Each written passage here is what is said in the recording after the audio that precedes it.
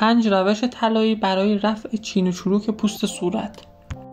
هلو گایز، چطورید بچه‌ها؟ داخل این ویدیو با هم روی 5 تا از روش‌های کارآمد برای رفع چین و چروک پوست صورت به صورت خانگی صحبت می‌کنیم. همه این روش‌هایی که داخل این ویدیو برای شما گفته میشه بر اساس مقالات بین‌المللی هستش، پس استفاده از این روش‌ها هیچ مشکلی برای پوست شما به وجود نمیاره. و همچنین همه این روش‌ها رو میتونید که داخل خونه انجام بدید. اولین روش ماسک آلوورا با خیاره که میتونه که یکی از بهترین روش‌ها برای رفع چین و چروک پوست صورت باشه.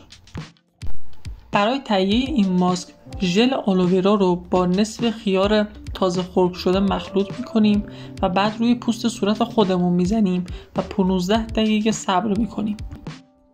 این ماسک به پوست شما نرمی و لطافت میبخشه و چین و چروک پوست‌های شما رو کاهش میده. مورد دوم ماسک طبیعی با زرشک و عسل هستش.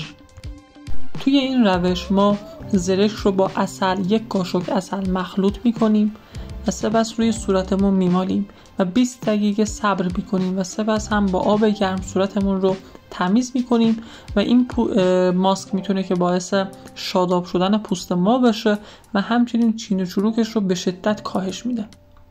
ماسک و روش سوم ماسک ژله‌ای پرتقال با عسل هستش که ما 1 قاشق عسل رو با کمی پرتقال خرد شده مخلوط میکنیم که حالت خمیری به خودش بگیره. بعد روی پوست صورت خودمون میمالیم و بعد از اون 20 دقیقه صبر میکنیم و سپس صورتمون رو هم با آب گرم تمیز میکنیم.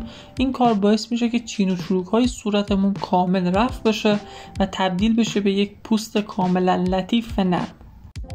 روش سوم ماسک طبیعی آووکادو با روغن زیتون هستش که ما آووکادو رو با روغن زیتون مخلوط میکنیم.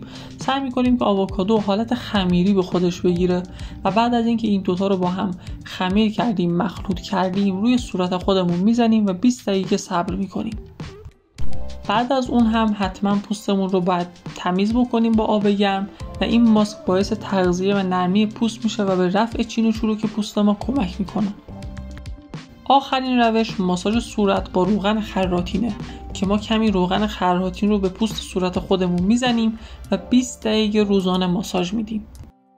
پس از 1 ماه کاملا چین و چروک پوست ما رفع میشه و باعث میشه که پوست لطیف و شادابی داشته باشیم.